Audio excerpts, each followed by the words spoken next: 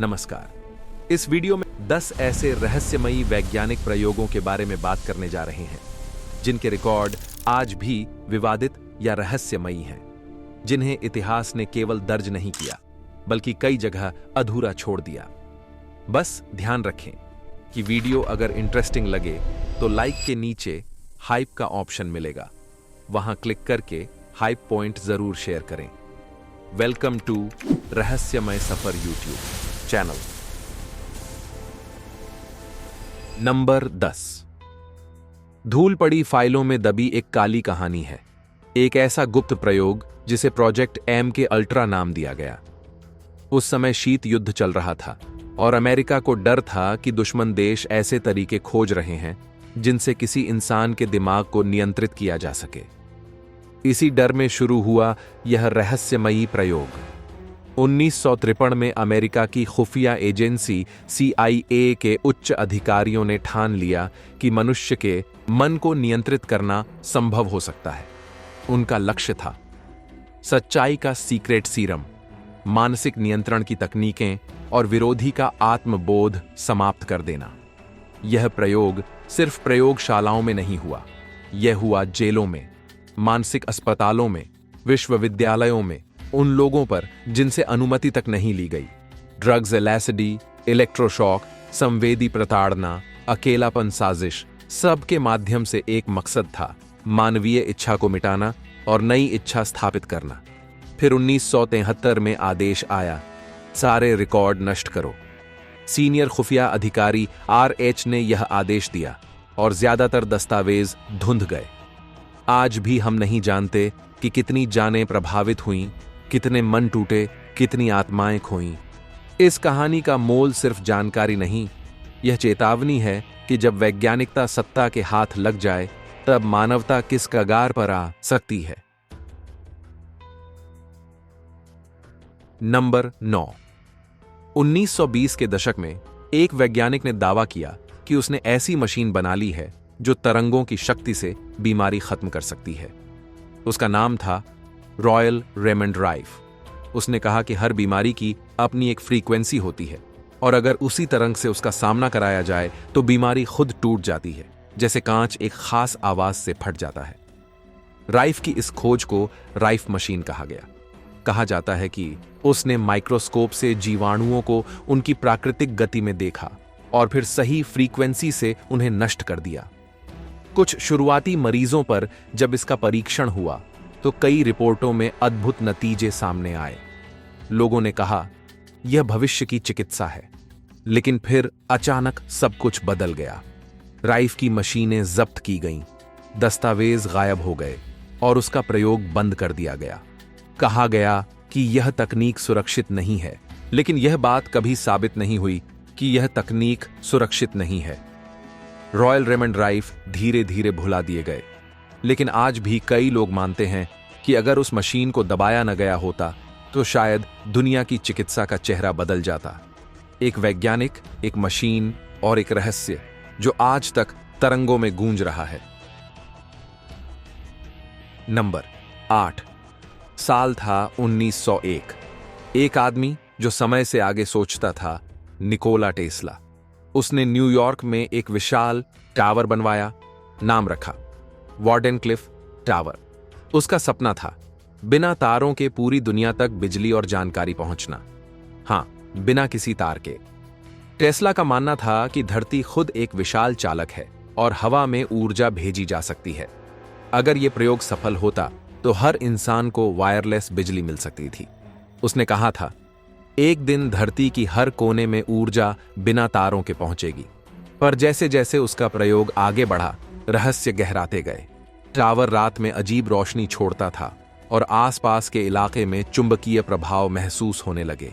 लेकिन इससे पहले कि वह अपनी खोज दुनिया को दिखा पाता, अचानक फंडिंग बंद हो गई। कहा गया कि इस प्रोजेक्ट से बिजली कंपनियां खतरा महसूस करने लगी थीं। 1906 में टावर बंद कर दिया गया। कुछ सालों बाद उसे गिरा दिया गया और उसके सारे प्रयोगों की जानकारी गायब। आज वो जगह खामोश खड़ी है, लेकिन सवाल अब भी जिंदा है।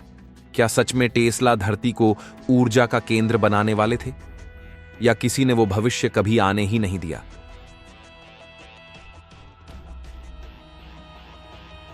नंबर 7, साल था 1952। आसमान में अजीब रोशनी दिखाई देने लगी और लोग कहने लगे यह किसी और दुनिया के यान हैं।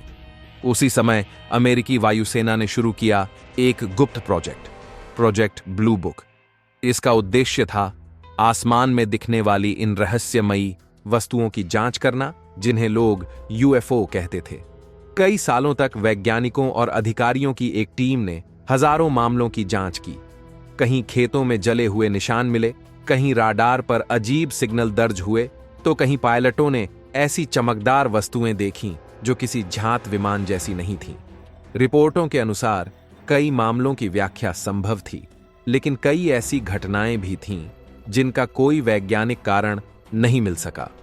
प्रोजेक्ट ब्लू बुक के समाप्त होने तक इसने लगभग 12,000 से ज्यादा यूएफओ रिपोर्ट एकत्र की थीं और 1969 में यह प्रोजेक्ट अचानक बंद कर दिया गया और निष्कर्ष निकाला कि उनमें से अधिकांश प्राकृतिक घटनाओं जैसे बादल, तारे आदि या पारंपरिक विमानों की गलत पहचान थीं।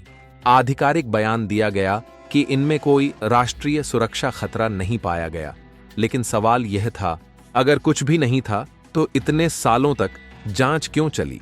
और खास ये कि क्यों कुछ रिपोर्टें कभी सार्वजनिक नहीं की गईं।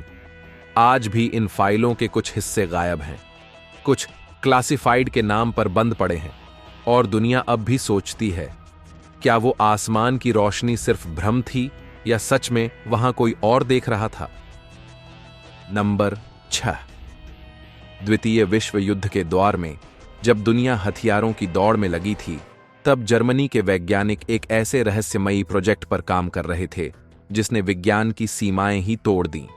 इसे कहा गया डाई ग्लॉक कहा जाता है। यह एक ऐसी मशीन थी जो समय, ऊर्जा और गुरुत्वाकर्षण को मोड़ने की शक्ति रखती थी। रिपोर्टों के अनुसार यह मशीन घंटी के आकार की थी और इसलिए इसे डेथ बेल के नाम से भी जाना जाता है। इसके अंदर एक अजीब चमकदार द्रव घुमाया जाता था। जब इसे चालू किया जाता तो उसके आसपास का वातावरण बदल जाता, पौधे मुरझा जाते और हवा में चुंबकीय झटके महसूस होते।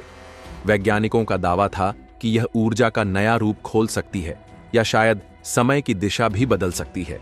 लेकिन युद्ध खत्म होने से पहले ही सब कुछ रहस्यमय तरीके से गायब हो गया। न मशीन मिली, न उसका वैज्ञानिक और न ही उसके रिकॉर्ड्स।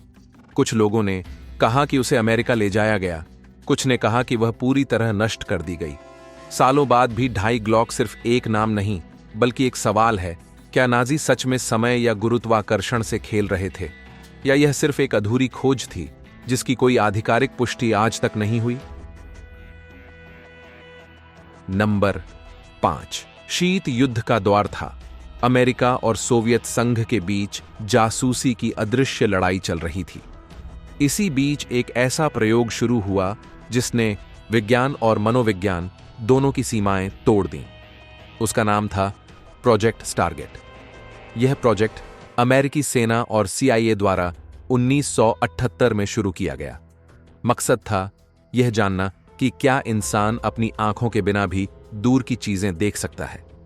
इसे कहा गया रिमोट व्यूइंग, यानी व्यक्ति केवल मन के जरिए किसी जगह की घटनाओं को महसूस कर सके। इस प्रयोग में किसी मशीन का उपयोग नहीं किया गया था, बस कई लोगों को इस प्रयोग में शामिल किया गया, जिनमें कुछ सैनिक, कुछ मनोविज्ञानी और कुछ ऐसे व्यक्ति जिनका दावा था कि उनके पास मानसिक दृष्टि है। रिपोर्टों के मुताबिक इन लोगों से कहा जाता था कि वे बंद कमरे में बैठकर किसी दुश्मन बेस, फाइल या घटना का वर्णन करें। और हैरानी की बात यह थी, कई बार उनके बताए विवरण हकीकत से मेल खाते थे। लेकिन 1995 में यह प्रोजेक्ट अचानक बंद कर दिया गया। कारण बताया गया, परिणाम भरोसेमंद नहीं थे। पर कुछ दस्तावेज अब भी क्लासिफाइड हैं। आज भी सवाल वही है, क्या इंसान का दिमाग सच में सीमाओं के पार देख सकता है, या यह प्रयोग सिर्फ एक ऐसे सच की झलक था जिसे दुनिया अब भी समझने के लिए तैयार नहीं थी। नंबर 4, कहा जाता है कि न्यूयॉर्क के मॉन्टॉक एयर फोर्स बेस में ऐसा कुछ हुआ जिसने विज्ञान की सीमाएं तोड़ दी। नाम था द मॉन्टॉक प्रोजेक्ट। एक ऐसा रहस्य जो आज भी अमेरिकी इतिहास की सबसे गहरी परछाई बन चुका है। इस प्रोजेक्ट का उद्देश्य बताया गया मानव मस्तिष्क की छिपी शक्तियों का उपयोग और समय व अंतरिक्ष पर नियंत्रण। दावा किया गया कि यहां मनोवैज्ञानिक प्रयोगों से लेकर टाइम ट्रैवल तक के प्रयास किए गए। कुछ गवाहों ने कहा कि यह प्रोजेक्ट एम के अल्ट्रा का विस्तार था, जहां दिमाग को नियंत्रित करने के बाद अब उसे समय के पार भेजने की कोशिश की जा रही थी। कहा जाता है कि बेस के अंदर शक्तिशाली इलेक्ट्रोमैग्नेटिक उपकरण लगाए गए, जिनसे मानसिक ऊर्जा को बढ़ाया जाता था। कुछ रिपोर्टों में तो ये तक लिखा गया कि एक टाइम पोर्टल खुला था और फिर अचानक सब बंद कर दिया गया। कोई आधिकारिक दस्तावेज कभी सामने नहीं आया और बेस कुछ साल बाद पूरी तरह सील कर दिया गया। आज वो जगह वीरान है, लेकिन लोग कहते हैं वहां अब भी चुंबकीय तरंगें महसूस होती हैं। तो क्या मोनटॉक में वाकई समय को मोड़ने का प्रयोग हुआ था, या वो सब सिर्फ एक रहस्य था? इन घटनाओं को लेकर कोई सरकारी दस्तावेज सार्वजनिक नहीं है। जवाब आज भी बेस की दीवारों में दफन है और दुनिया अब भी उसे सुनने को तैयार नहीं। नंबर 3, शीत युद्ध के दौर में सोवियत संघ के जिस प्रोजेक्ट ने अमेरिका को चिंता में डाल दिया और एम के अल्ट्रा प्रोजेक्ट चलाने को मजबूर किया, वो था साइकोट्रॉनिक्स प्रोजेक्ट। यह प्रयोग किसी मशीन से नहीं, बल्कि मानव दिमाग की ऊर्जा से जुड़ा था। रूसी वैज्ञानिकों का मानना था कि हर इंसान से एक अदृश्य तरंग निकलती है, जो दूसरे व्यक्ति के मन, शरीर और यहां तक कि इलेक्ट्रॉनिक उपकरणों को भी प्रभावित कर सकती है। उन्होंने इसे कहा साइकोट्रॉनिक वेव्स। कहा जाता है कि इन तरंगों से किसी व्यक्ति की सोच बदली जा सकती है या दूर बैठे व्यक्ति को आदेश तक दिया जा सकता है। मॉस्को और लेनिनग्राद के गुप्त प्रयोगशालाओं में वैज्ञानिकों ने सैकड़ों लोगों पर यह तकनीक आजमाई। कई रिपोर्टों में लिखा गया कि इन प्रयोगों में टेलीपैथिक संचार और दिमाग से मशीन नियंत्रित करने जैसे नतीजे सामने आए। लेकिन जैसे ही सोवियत संघ टूटा, इन प्रयोगों की फाइलें, उपकरण और डेटा रहस्यमय ढंग से गायब हो गए। आज भी कोई नहीं जानता कि उन प्रयोगों का असली नतीजा क्या था। क्या इंसान सच में अपने मन से दूसरी चेतना को छू सकता है, या यह सब एक ऐसी ताकत थी जिसे दुनिया देखने के लिए अब तक तैयार नहीं थी? नंबर 2, साल था 1933। जगह फिलाडेल्फिया नौसैनिक अड्डा। कहा जाता है कि अमेरिकी नौसेना ने उस दिन एक ऐसा प्रयोग किया जो भौतिकी के नियमों को चुनौती देता था। इसका नाम था फिलाडेल्फिया एक्सपेरिमेंट। इस प्रयोग का उद्देश्य था एक युद्धपोत को रडार से अदृश्य बनाना। कहा जाता है कि वैज्ञानिकों ने इलेक्ट्रोमैग्नेटिक फील्ड और उच्च वोल्टेज तरंगों का प्रयोग किया, जिससे पूरा जहाज अचानक धुंध में गायब हो गया। कुछ पलों बाद जब जहाज नॉरफॉक, वर्जीनिया और फिर फिलाडेल्फिया में फिर से प्रकट हुआ, तो कहा गया कि उसके आसपास की हवा झिलमिला रही थी, जैसे समय खुद हिल गया हो। गवाहों का दावा था कि जहाज पर मौजूद कुछ सैनिकों का शरीर धातु से जुड़ गया, कुछ मानसिक रूप से अस्थिर हो गए और कुछ फिर कभी नहीं दिखे। लेकिन सरकार ने इसे सिर्फ अफवाह बताया। बाद में इस घटना से जुड़ी रिपोर्टें, जहाज के लॉगबुक और तकनीकी रिकॉर्ड गायब हो गए। कोई सबूत नहीं मिला, लेकिन कहानियां खत्म नहीं हुई। आज भी लोग पूछते हैं, क्या सच में विज्ञान ने उस दिन अदृश्यता या टेलीपोर्टेशन की सीमा छू ली थी, या यह सब एक ऐसा प्रयोग था जिसे समझ लेने से दुनिया शायद खुद बदल जाती? नंबर 1, साल था 1960, जब भारत में कुछ वैज्ञानिकों ने एक साहसिक फैसला लिया। प्राचीन ग्रंथों में वर्णित विमानों की तकनीक को समझने और दोबारा बनाने का प्रयास। इस शोध का आधार था प्राचीन ग्रंथ विमान शास्त्र, जिसमें उड़ने वाले यंत्रों के डिजाइन, धातुओं और ईंधनों का जिक्र मिलता है। कहा जाता है कि इस प्रोजेक्ट में इंजीनियरों और संस्कृत विद्वानों की एक टीम बनाई गई। उन्होंने पुराने ग्रंथों के सूत्रों को आधुनिक तकनीक से मिलाने की कोशिश की। रिपोर्टों के अनुसार इस रिसर्च में ऐसी धातुओं और ऊर्जा स्रोतों के उल्लेख मिले जो उस समय के विज्ञान से भी आगे लगते थे। कुछ सूत्रों में तो विमान को अदृश्य बनाने और अन्य ग्रहों तक उड़ान जैसे वर्णन थे। लेकिन कुछ ही सालों बाद यह प्रोजेक्ट अचानक बंद कर दिया गया। न तो कोई आधिकारिक रिपोर्ट जारी हुई, न ही फाइलें सार्वजनिक की गईं। बस इतना कहा गया कि आवश्यक प्रमाण नहीं मिले। लेकिन कई लोगों का मानना है कि इस शोध में ऐसे संकेत मिले थे जो अपने समय से कहीं आगे के थे, और शायद इसी कारण यह अध्ययन हमेशा के लिए दबा दिया गया। आज भी सवाल वही है, क्या भारत के ऋषि सच में उड़ान की तकनीक जानते थे, या वो ज्ञान सिर्फ कुछ पन्नों में कैद होकर हमेशा के लिए इतिहास के रहस्य में खो गया? नमस्कार। भले ही सुनी सुनाई बातों पर यह वीडियो बनाया गया, मगर उम्मीद है कि इस वीडियो से कुछ बेहतर जानने को मिला होगा आपको। वीडियो इंटरेस्टिंग लगा हो तो वीडियो को लाइक और चैनल को सब्सक्राइब जरूर करें। Thanks for watching.